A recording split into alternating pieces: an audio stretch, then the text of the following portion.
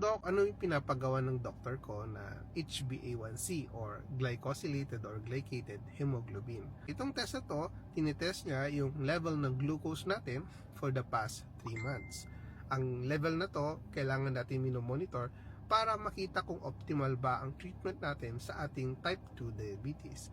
So most of the time, ang HbA1c ay ginagamit for monitoring and not all the time na ginagamit ito for diagnosis. In some situations, dapat kasi validated yung test na ginagamit natin or standardized.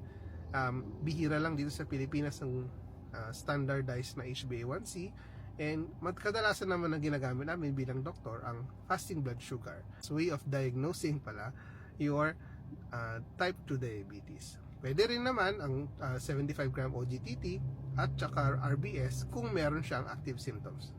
So, mas mainam pa rin patingin sa doktor kung alaman mo kung ano yung way para ma-diagnose atin ng tama ang diabetes mo.